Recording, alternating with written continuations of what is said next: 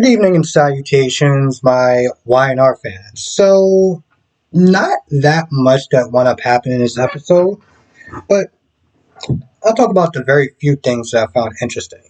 The conversation with Jack and Diane, specifically, Diane pretty much kind of nudging Jack to fire Billy to insert Kyle into that position. To his second spot or whatever. And, Jack laid out a couple reasons why it was a bad idea. One, Billy's been doing a good job, and, he doesn't want to sit there and cause a rift between him and Billy or whatever. Also, PR wise, it would just look bad, right?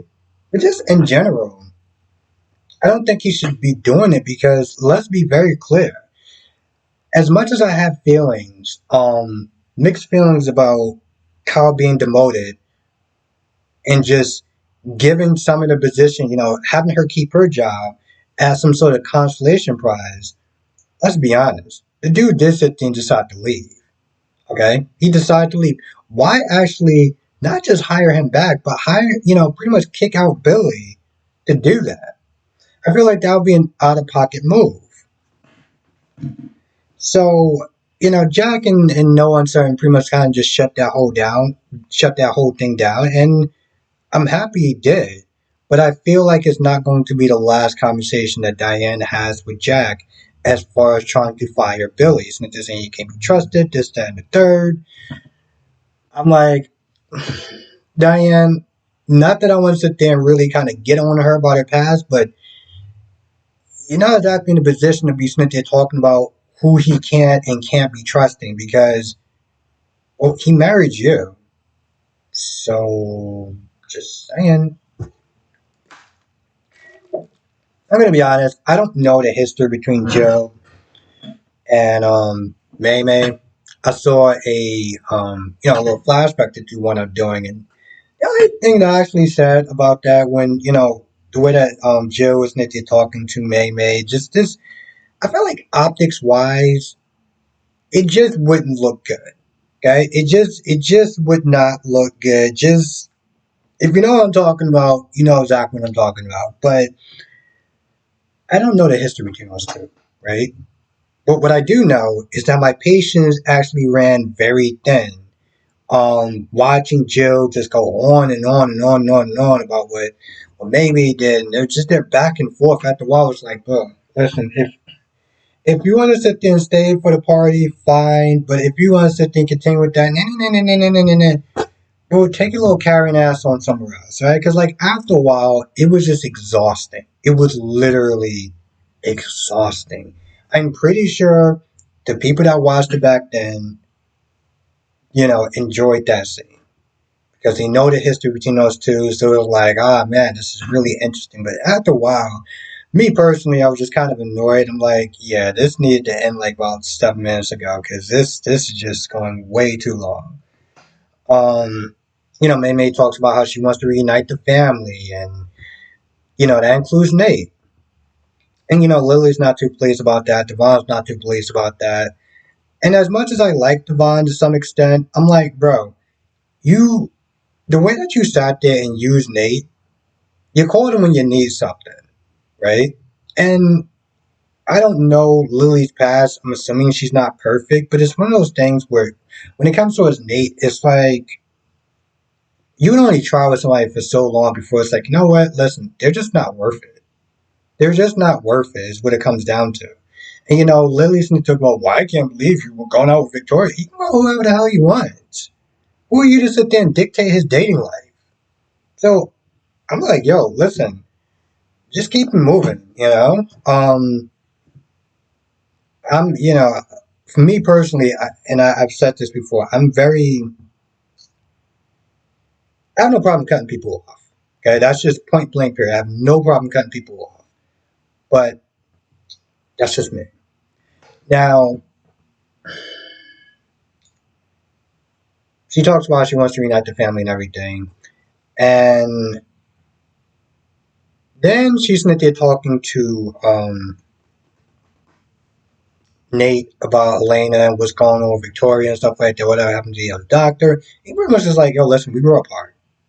And it does happen at times. People do tend to grow apart.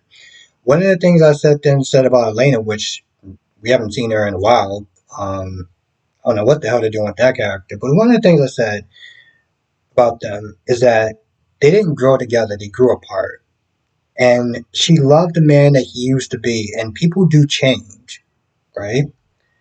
Victoria is able to sit there and accept the man who he was today. Lena still wanted him to meet a man that he used to be before, the whole incident with his hand. So safe to say, it just didn't work out. Um, they talked about that a little bit, and then towards the end, what else happened towards the end? I felt like they actually threw in a character. Hold on, let me check something. Nope, they didn't. I'm sitting there thinking about Days of Our Lives. Towards the end, Maymay's on the phone. She's talking to somebody about all these different plans that she has and stuff. Now, the thing about Maymay coming back and whatever the plans that she has going on, they don't seem nefarious, right? I don't know who Maymay was back in the day, but I doubt that she's there to sit there and kind of screw over her family. So it's like whatever it is, I hope it's interesting because I'm just having this feeling like it won't be just because they're close family and stuff like that. Now, as I was sitting there thinking about this yesterday with Nate's situation, how she wants Nate to come back to the family photo, whatever. I'm thinking like, well, which one would be better for Nate?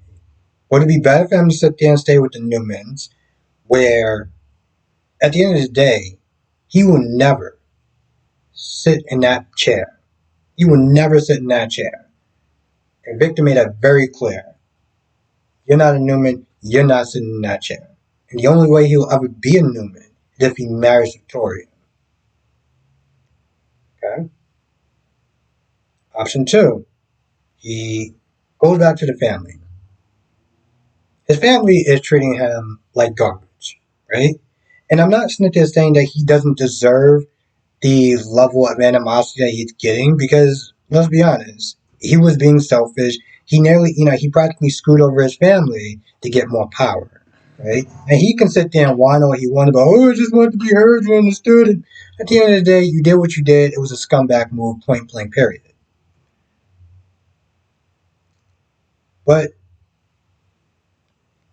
if there's no room for forgiveness, understanding, and possibly healing and moving on, then what the hell kind of job is it where it's like you gotta sit there and go in there every day and be around a bunch of people that can't stand you?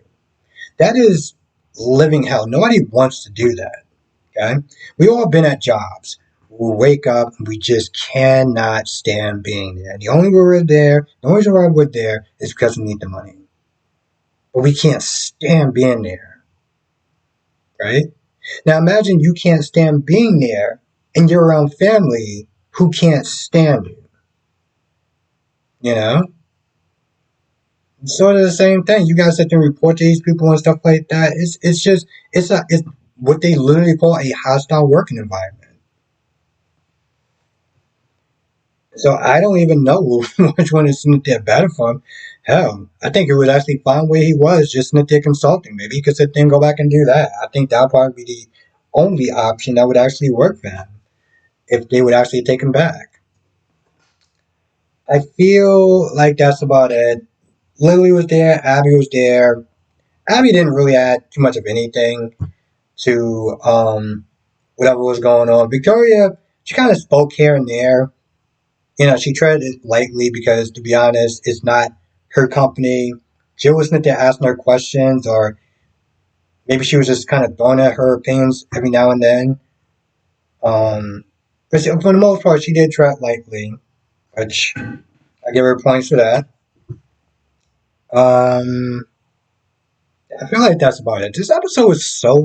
It wasn't super great. I mean, like I said, unless you're a May May and Jill fan, you're not gonna really care. Um, I like Jack and Diane. I didn't really care about the cheesy romance stuff. The only stuff that I thought was interesting was when Diane, I don't want to sit there and say start showing her true colors, but she definitely did have a bit of a motive. Like she has an agenda. Now, how bad is that agenda? Eh, you know?